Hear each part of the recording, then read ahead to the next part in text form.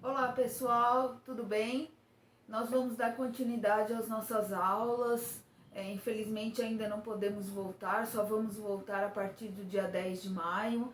Então eu vou fazer mais duas aulas, a quinta e a sexta aula, tá bom? Mas antes de a gente iniciar, vamos fazer uma prece, vamos fazer o nosso exercício de meditação para que a gente possa assistir a aula em paz e tranquilamente, tá? Então vamos fechando os nossos olhos.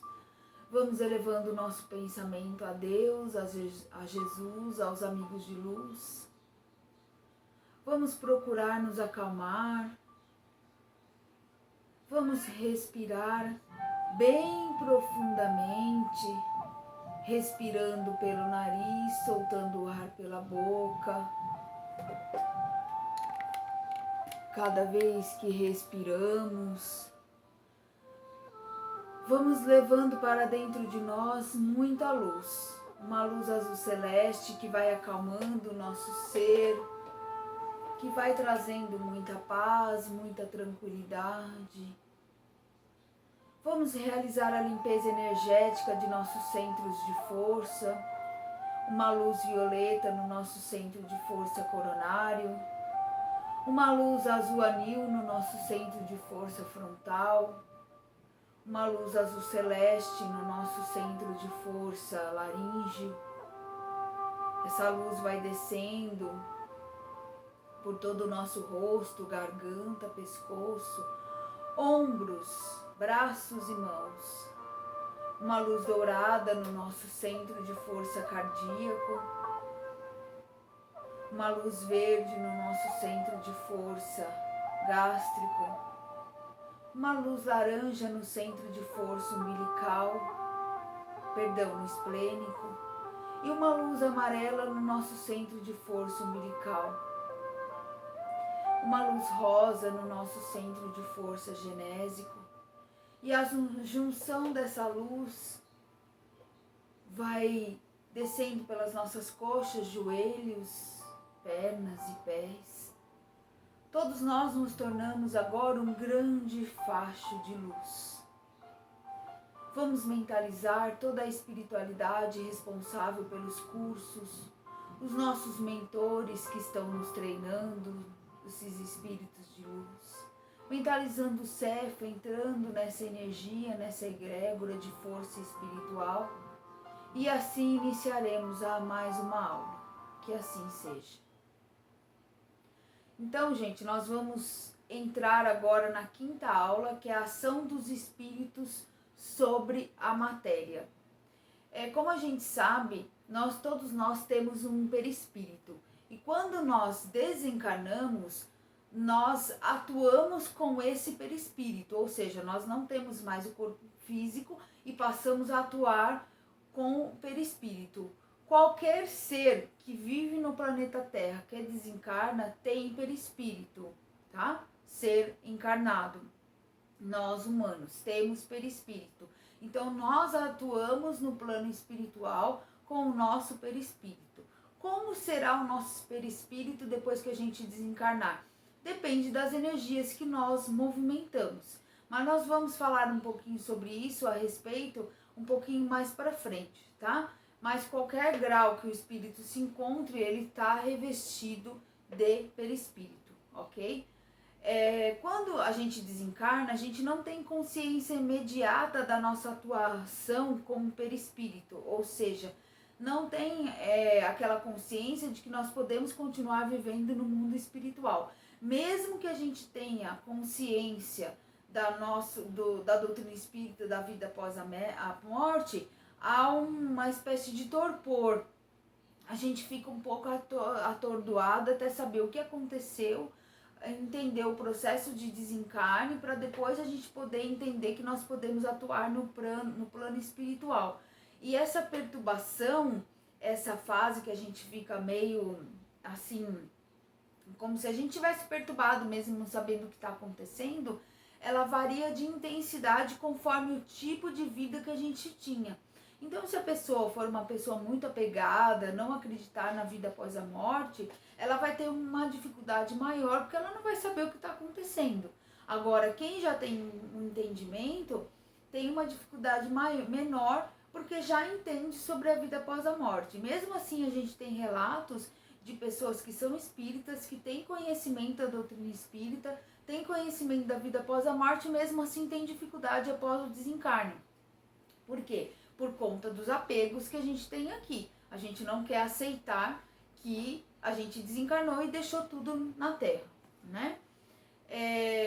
Espíritos mais evoluídos têm a consciência quase que imediata. E espíritos menos evoluídos têm essa espécie de perturbação, tá? Como que os espíritos desencarnados agem em nós como médiuns?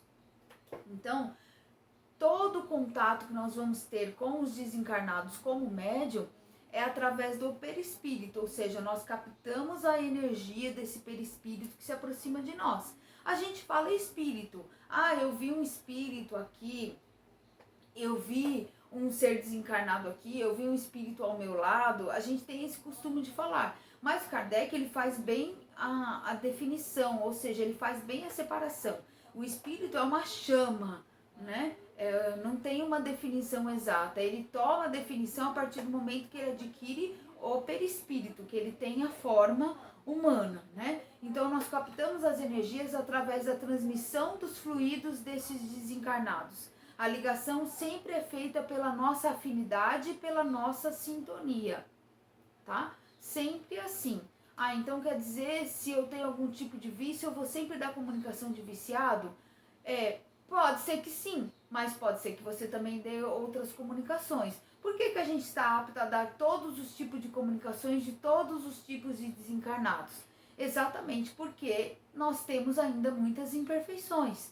Então, por ter muitas imperfeições e ser bem parecido com os desencarnados, porque quem são os desencarnados? Os desencarnados não são seres diferentes de nós, eles apenas não têm o corpo, mas eles viveram as mesmas situações que nós na Terra, eles viveram no mesmo planeta, passaram pelos mesmos momentos, né? Só sofreram coisas diferentes, mas a vivência na Terra é praticamente a mesma para todos nós. Então nós somos bem parecidos energeticamente.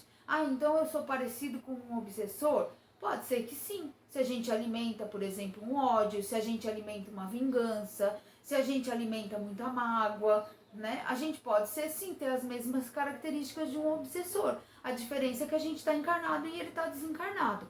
Então a ligação sempre é feita pela nossa afinidade, pela nossa sintonia.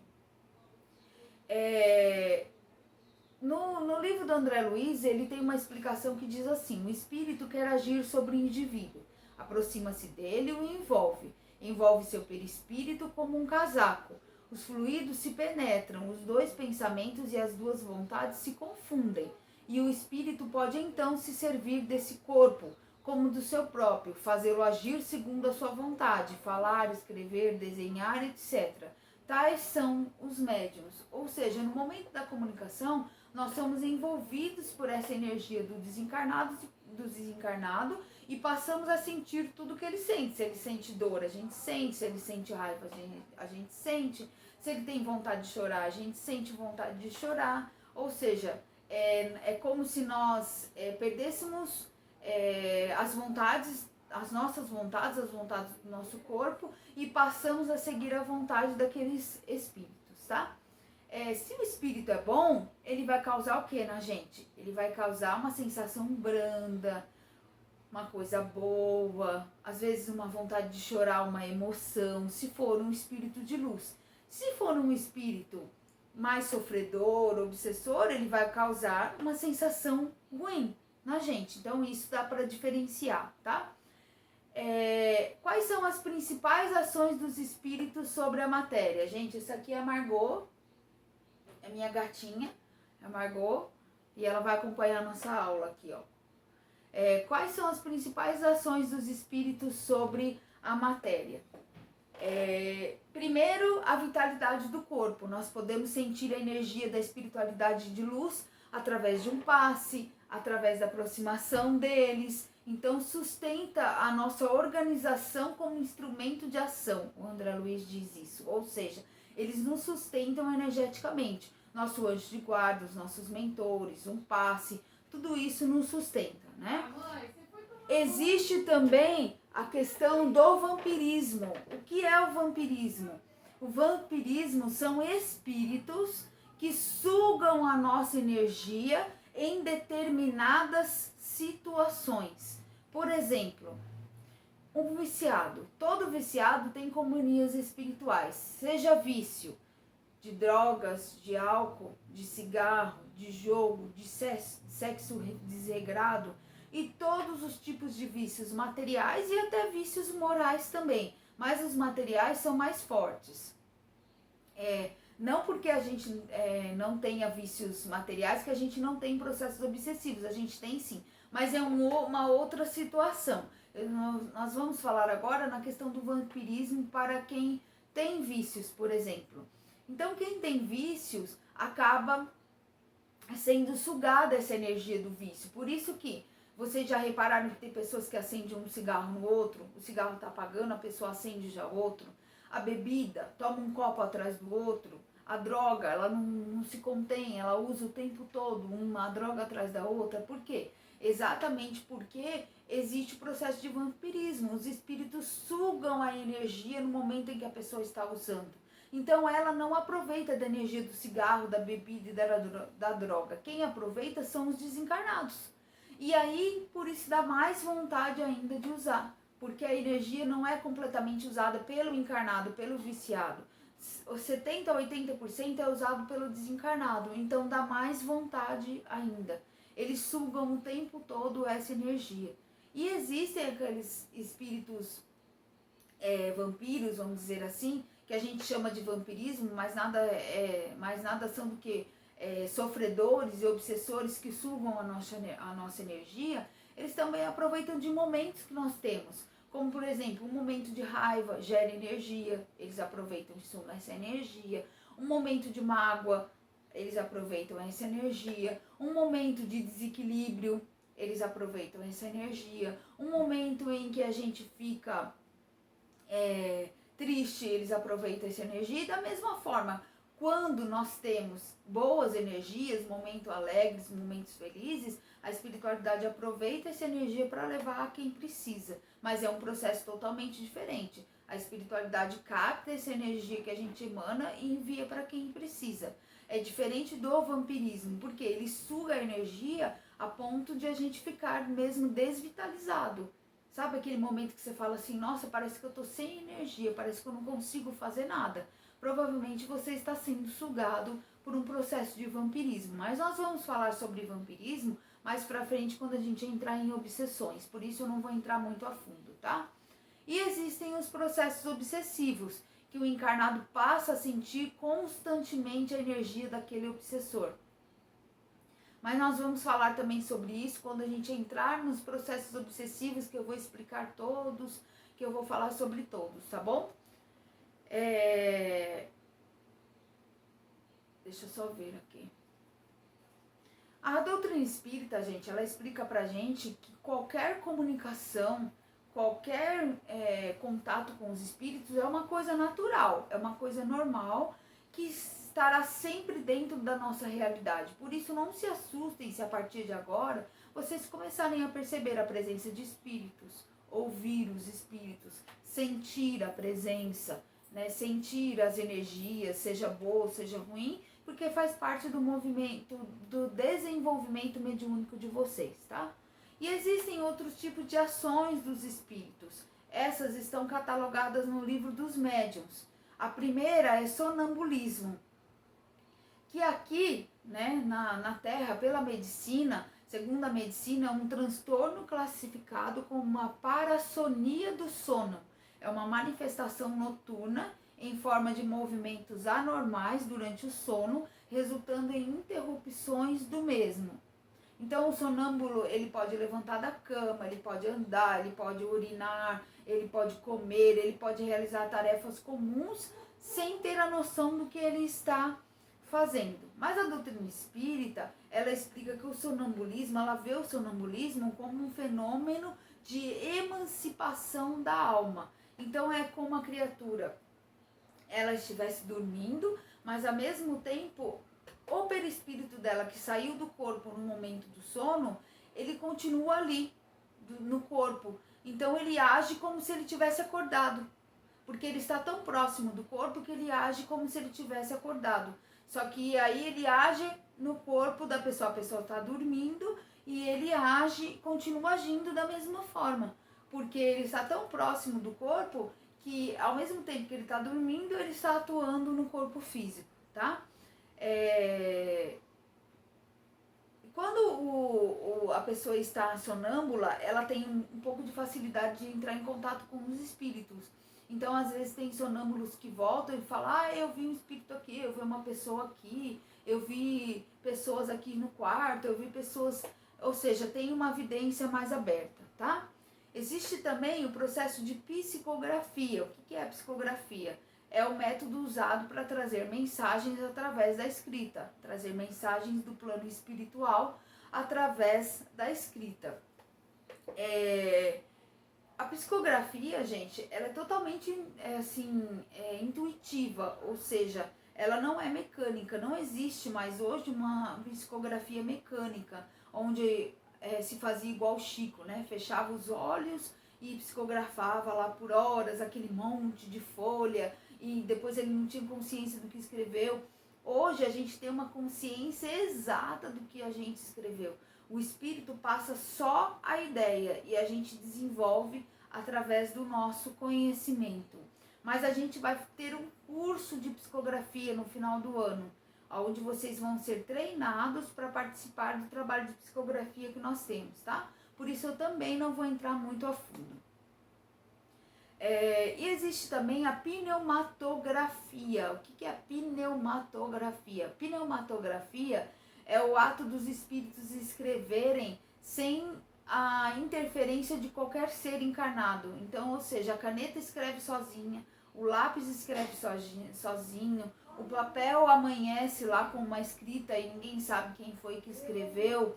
Então, no livro dos médiuns, o capítulo 12, itens 146 a 149, nos explica que a escrita direta é obtida como a maioria das manifestações espíritas não espontâneas, podendo ser produzida nos lugares mais comuns, desde que esteja nas condições morais exigidas e se disponha da necessária faculdade mediúnica. Ou seja, se acontecer algum dia uma escrita direta com alguém, é porque com certeza a espiritualidade usou a energia daquele médium. Ele não usou a mão do médium, mas usou a energia do médium para fazer aquele efeito físico, porque a pneumatografia ela é um efeito físico, tá?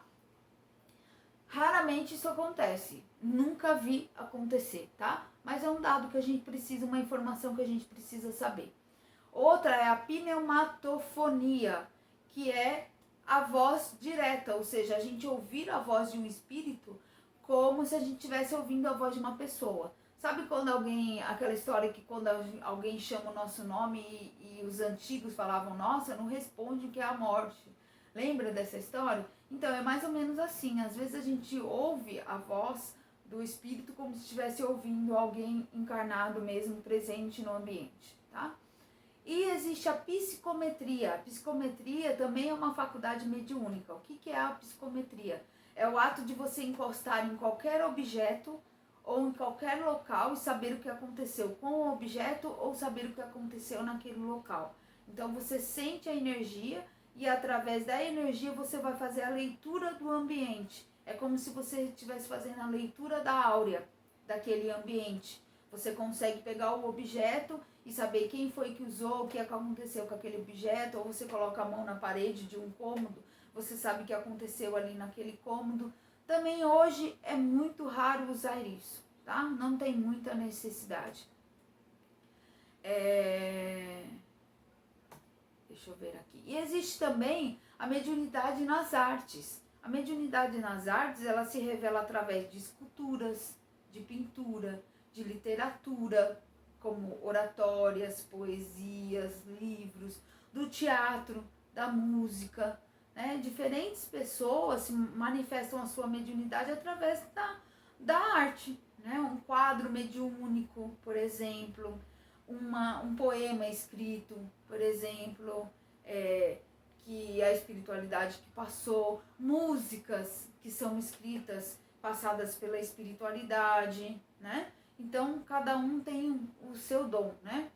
De exercitar a mediunidade nas artes. A gente vê bastante isso, né?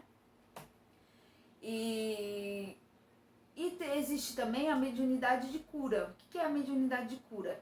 É a faculdade curadora, ou seja, de curar alguém através das mãos. Lembrando que, né, essa mediunidade de cura, a gente sempre exerce ela, sempre com a consciência de que a gente pode doar a nossa energia de cura, mas nós não somos responsáveis pela cura do outro. Quem cura é a energia que nós doamos. Quem cura é a energia que nós passamos através da nossa mão. Porque senão nós vamos sair por aí achando que nós somos médium de cura e achar que a gente pode curar todo mundo. Não é assim que funciona.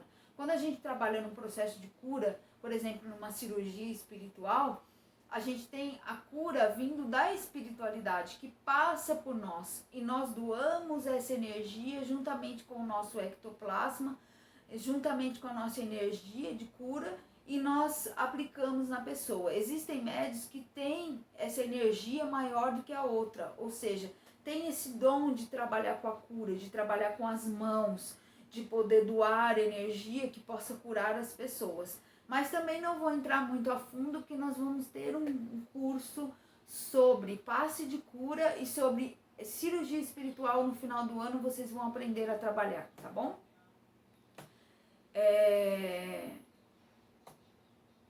Eu acho que é isso, essa aula, gente.